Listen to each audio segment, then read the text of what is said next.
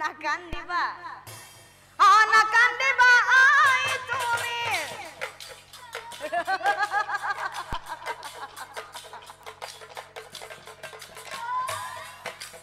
অতি দুখ মন কপালৰ লিখন চোৱা নাযায় খণ্ডন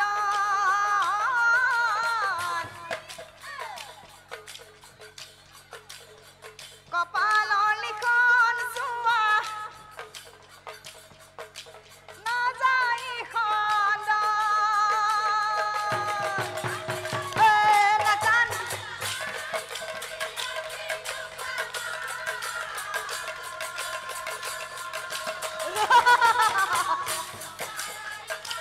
চোৱা নাযায় খণ্ডন কপালৰ লিখন চোৱা শুনামা মই ভাবো এই পৃথিৱীৰ মোতকৈ উপযুক্ত সন্তান আৰু কোনোৱেই নাই কিয় জানা পিতৃ সত্য পালি মই বনতে আছিলো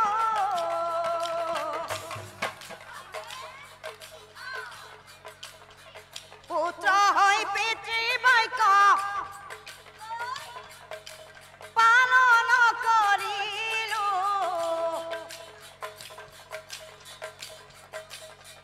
পুত্ৰ হৈ পিতৃ বাক্য পালন কৰিলো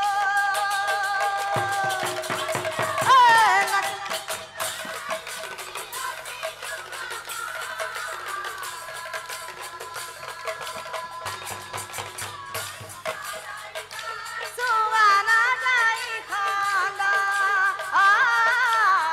কপালৰ লিখন চোৱা মাতৃক প্ৰণাম কৰি ৰামেই কৈকি কাষেই মা বুলি ৰামেই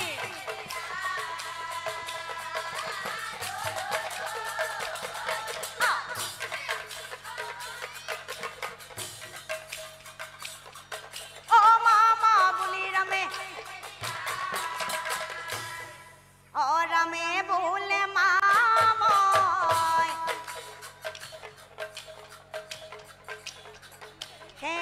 সেৱায়েতি কৰো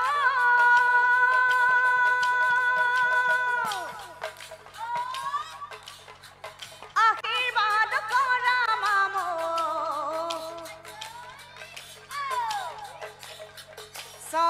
চৰণতে ধৰো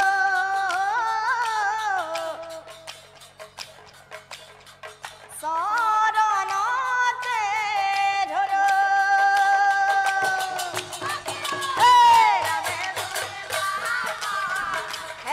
সেৱায়েতি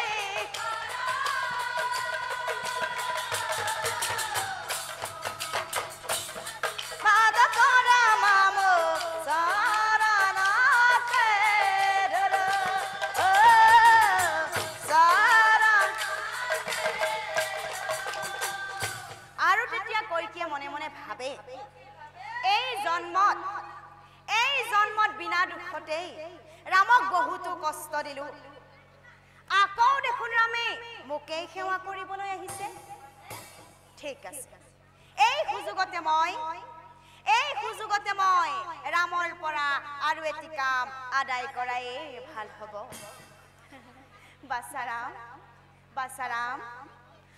কৈকিয়ে বোলে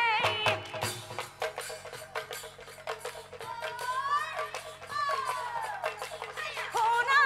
ৰামচন্দ্ৰ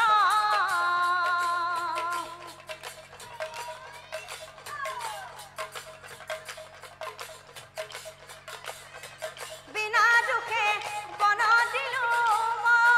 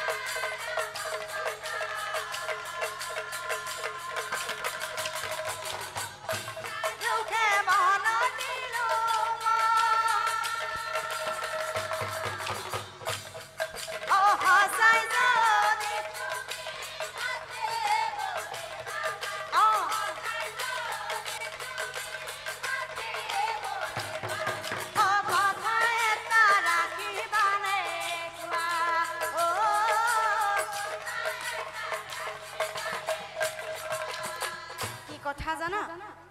অহা জনমতে মোহৰ গৰ্ভতে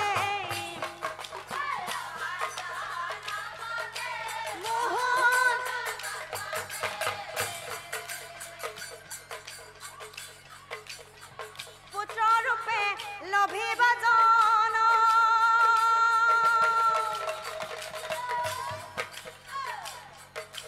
কথা শুনি ৰামে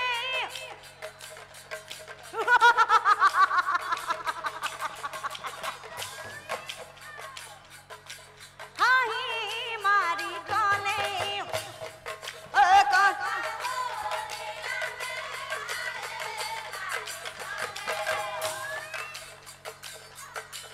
জন্ম লম মই তোমালোকৰ ঘৰে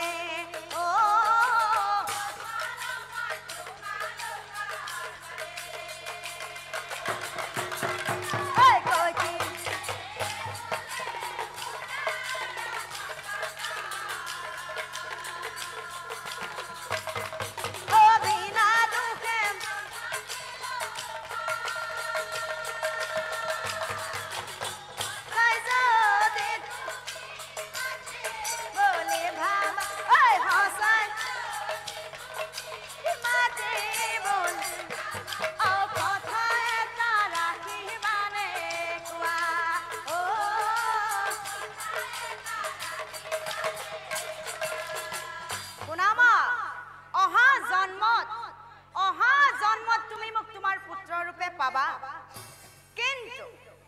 কিন্তু তোমাৰ দুগ্ধ নাখাও নিশ্চয় জানিবা কিয় জানা এই জন্মত বিনা দুখতে তুমি মোক বহুতো কষ্ট দিলা হে হেমা অহা জন্মত তোমাৰ গৰ্ভত জন্ম ধৰি আৰু তোমাৰ দুগ্ধ নাখাও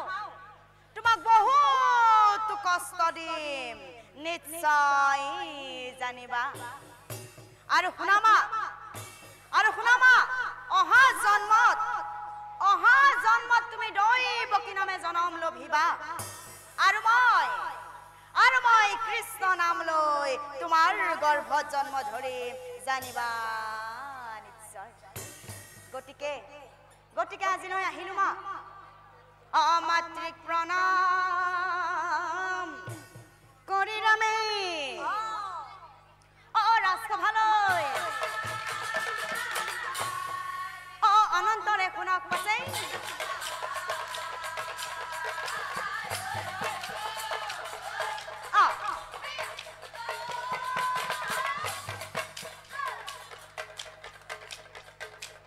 অনন্তৰে শুনক পাছে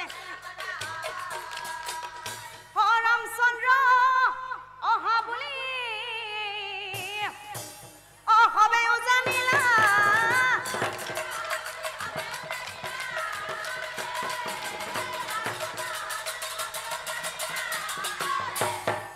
বাইদেউ যাব না যাব হাঁহিছি দেখোন যাব না কি ৰামকীৰ্তন হ'ব ল'ব নাযায় যাব আপোনালোকে যাব না যাব খবৰ ল'ব যাব আপোনালোকে যাব কাৰ খবৰ ল'ব বাৰু কাৰ খবৰ ল'ব যাব হা ৰামচন্দ্ৰৰ খবৰ ল'ব যাম যাব না আপোনালোকে সবাই যাব মাতি কৰি খমে